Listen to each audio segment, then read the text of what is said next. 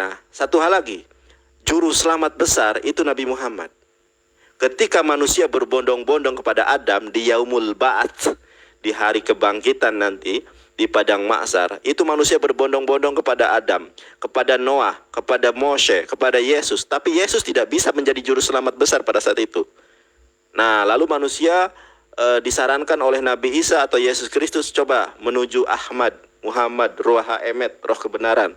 Lalu manusia berbondong-bondong kepada Nabi Muhammad SAW, meminta agar diselamatkan.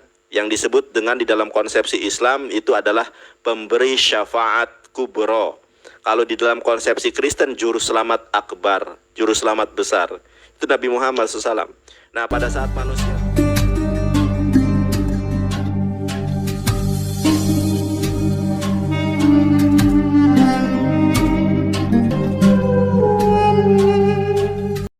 coba Anda baca Al-Quran surat Al-Maidah, Al-Maidah 72 dan 73. Siapapun yang menyembah Yesus masuk neraka.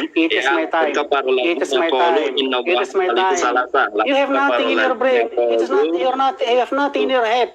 Kamu tidak punya apa di kepalamu. Makanya Anda baca juga Quran surat Al-Imran ayat ke-69. Inna masala Isa indallahi kamasali Adam. Ini jatah saya. Ini jatah saya. Ya iya, silakan jatah saya. Kamu diam. Kalau kamu tidak diam, tadi diam keluar kamu. Coba kamu open cam, keluar aja, keluar. Kamu diam. Keluar aja nggak apa-apa. Kalau Anda baca Al-Quran nggak jelas. Diam. Iya, silakan. Jadi terkemuka di sisi Allah, terkemuka di dunia akhirat itu dua hakikat yang berbeda. Ya, itu dua hakikat yang berbeda. Yang terkemuka di dunia akhirat itu jelas sekali ismu Al-Masih Ibnu Maryam. Itu pun kamu bohong, ya. Kemudian Yesus tidak pernah menyatakan diri firman Allah. Dengan bahasamu tidak, ya. Ya, tetapi dia juga tidak pernah mengatakan saya bukanlah firman Allah. Tetapi jelas sekali bahwa dalam Ali Imran 45 kita yang sudah setuju sepakat, kita nggak usah berdebat. Saya setuju Ali Imran 45 ini, gitu. Kemudian tentang yang menyembah Yesus akan dilaknat, lagi-lagi kamu bohong. An-Nisa 172 berkata, Al-Masih sama sekali tidak enggan menjadi hamba Allah dan seterusnya. Barang siapa enggan menyembahnya akan dilaknat. Saya mengimani itu. Udah salah Anda.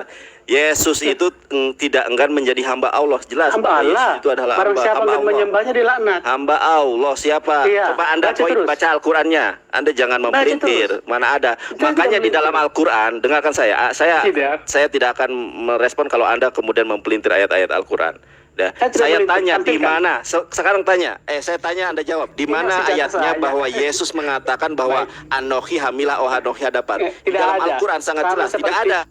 Mana ada Anda meyakini sesuatu yang tidak ada ayatnya? Di dalam ayat Alkitab tidak ada ayatnya yang berbunyi bahwa Yesus itu adalah firman yang menjelma menjadi manusia. Tidak ada. Justru di dalam Al-Qur'an siapa yang menyembah Yesus itu masuk neraka. Loh, jelas itu ayatnya. Loh, jelas ayat bohong kamu di mana? Coba Anda baca Quran surat Al-Maidah ayat 72 dan 73. Laqad kafarul ladzina qalu innallaha wal masih ibnu Maryam. Sungguh telah kafirlah orang yang mengatakan bahwa Yesus itu adalah Allah. Dan di dalam Al-Qur'an surat Al-Maidah ayat ke-73, laqad kafarul ladzina qalu innallaha thalithu salasa. Dan telah kafirlah orang yang mengatakan bahwa Tuhan Allah itu adalah Tritunggal. Dan Anda baca Quran surat Al-Baqarah ayat ke-7 dan 8, innalladzina kafaru min ahlil kitabi wal musyrikina fi nari jahannam khalidina fiha. Anda buka kem, coba Anda buka kem sama saya. Artinya Anda sedang artinya apa? Tidak ada Yesus yang kemudian mengaku bahwa dirinya adalah firman yang menjelma menjadi manusia. Di mana ayatnya? Kalau di dalam Al-Qur'an sangat jelas apa yang disebut adalah kalimatullah dibaca di dalam Quran surat ayat ke-69 Al-Imran. Masala Isa indallahi kamasali Adam. Sesungguhnya penciptaan Isa di sisi Allah sama penciptaan Adam. Dari kalimatnya, kalimat apa? Hayah feheye, heyeh pehaya. Anda bisa Ibrani tidak? Jadi maka jadilah dia. Kamu saya bicara, Ustaz.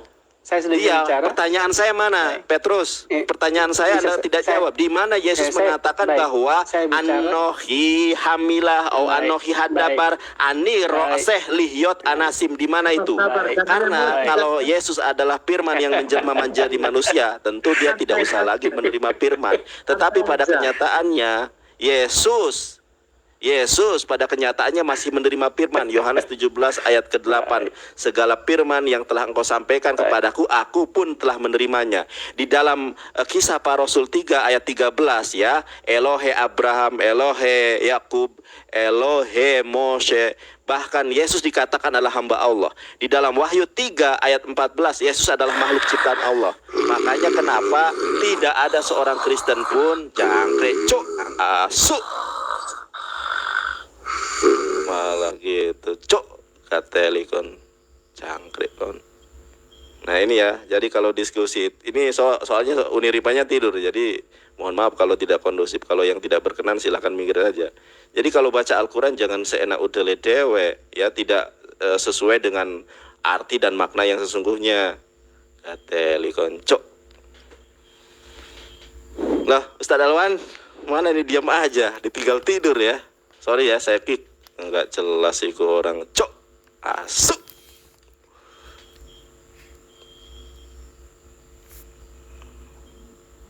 Akhirat, Isa terkemuka di dunia dan akhirat. Bukan satu-satunya terkemuka. Ya, bahkan benar. Di dalam Al-Quran itu Musa wajihan indallah, bahwa Musa itu terkemuka di sisi Allah. Saya katakan ada yang lebih terkemuka dari Isa maupun Musa, yaitu Nabi Muhammad. Ada dalilnya, ada. Di dalam Quran surat Al-Ahzab dikatakan begini. A'udzubillahi minasyaitonirrajim. Ya ayyuhallazina amanu ya ayyuhallazina amanu taqullaha wa qulu qawlan sadida yuslih lakum a'malakum wa yaghfir lakum dunubakum wa may yuti'illaha wa rasulahu faqad faza fawzan azima. Hai orang-orang yang beriman, bertakwalah kepada Allah dan ucapkanlah perkataan yang baik dan benar, niscaya Allah akan memperbaiki amalanmu dan mengampuni dosa-dosamu. Wa may yuti'illaha, barang siapa yang taat kepada Allah, wa rasulahu, dan taat kepada rasulnya yaitu Nabi Muhammad sallallahu alaihi wasallam, ya faqad faza fauzan azima, maka dia akan mendapatkan kemenangan yang besar. Kemudian di dalam Quran surat Al-Imran juga dikatakan, in kuntum tuhibunallah fattabi'uni, ya barang siapa mencintai Allah, fattabi'uni, ikutilah aku, yuhibbukumullah wa yaghfir lakum dunubakum, niscaya Allah mencintai dan mengampuni dosa-dosamu. Syarat kamu dicintai Allah adalah dengan mengikuti Rasulullah SAW. Bagaimana kita bisa mengikuti Nabi Muhammad SAW? Dengan hadisnya. Dan di dalam hadis dikatakan Musa tidak akan masuk surga, Abraham tidak akan masuk surga dan lain sebagainya, kecuali Nabi Muhammad masuk surga terlebih dahulu. Di mana dalilnya? Saya tunjukkan.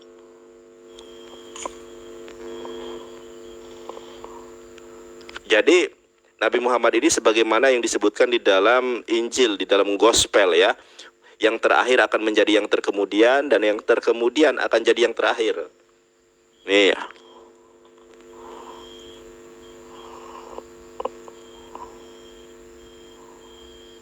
Nih ya. Nih. Saya bacakan hadisnya ya. Qala Rasulullah sallallahu alaihi wasallam ati babal jannati yaumal qiyamah fa astaftihu fayaqul hajin man anta fa aqulu Muhammad fayaqul bika umirtu la aftahu li ahadin qablaka. Rasulullah sallallahu alaihi wasallam bersabda, aku mendatangi pintu surga pada hari kiamat. Ingat, Nabi Muhammad SAW mendatangi pintu surga pada hari kiamat, lalu aku minta dibukakan, maka penjaga pintu surga berkata, siapa engkau? Lalu aku menjawab, aku Muhammad. Lantas malaikat tersebut berkata, aku diperintahkan dengan sebab engkau, aku tidak membukakannya untuk seorang pun sebelum engkau. Jadi Nabi Muhammad SAW itu adalah orang yang pertama masuk surga, dan pintu surga tidak akan dibukakan bagi siapapun sebelum Nabi Muhammad masuk, setelah masuk dulu. Ini rawahu Muslim, jelas bisa ditelusuri ya. Makanya saya katakan Nabi Muhammad itu lebih terkemuka daripada Yesus Kristus. bahkan dari nabi-nabi yang lain. Bahkan Nabi Muhammad SAW bersabda, Anna syaidul anbiya wal mursalin. Aku ini adalah kuriosnya para nabi dan para rasul. Di dalam hadis tadi dikatakan bahwa pintu surga tidak akan dibukakan bagi siapapun kecuali Nabi Muhammad masuk surga terlebih dahulu.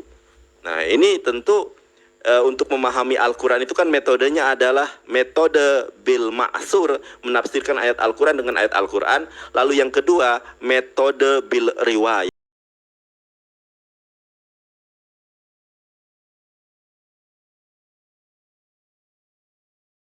ya, menafsirkan ayat Al-Quran dengan hadis. Jadi tidak seenak udele dewe. Nah, satu hal lagi, juru selamat besar itu Nabi Muhammad.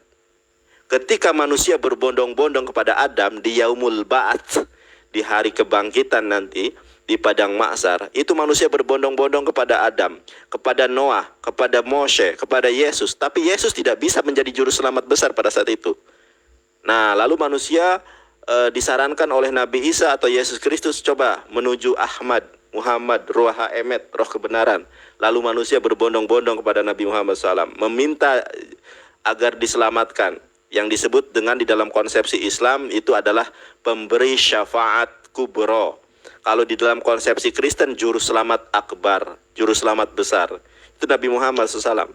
Nah, pada saat manusia berbondong-bondong kepada Nabi Muhammad, lalu Nabi Muhammad bersujud di bawah arasy yang agung dengan melakukan sebuah pujian yang tidak satu manusia pun pernah melakukan pujian tersebut.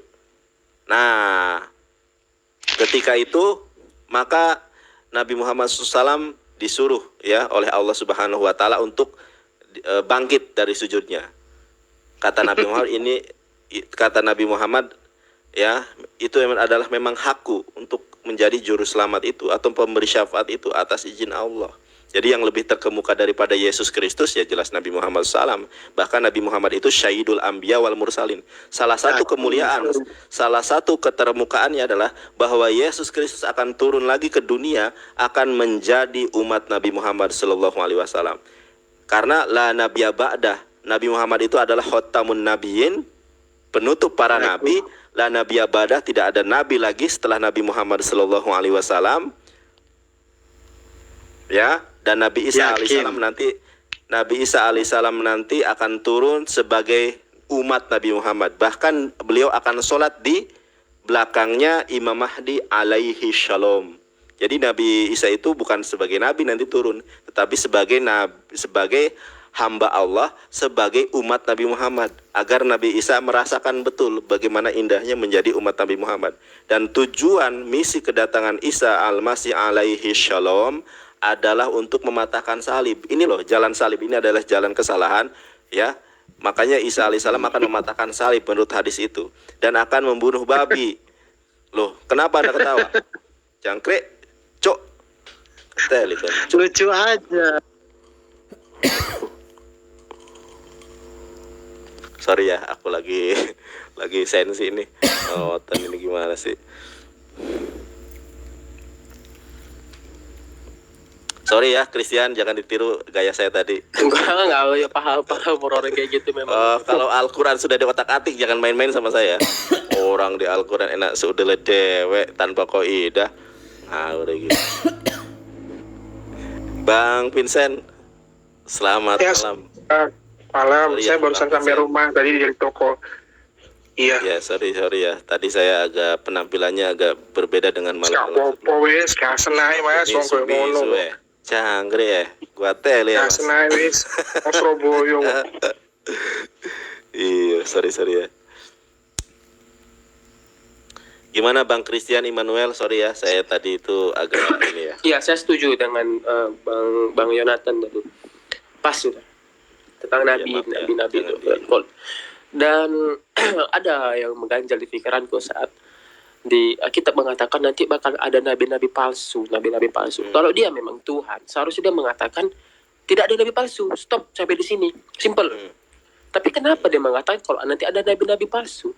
Bukankah Muhammad banyak di Alkitab itu nubuat tentang Muhammad banyak. Aku bisa sebutkan nanti. Ya.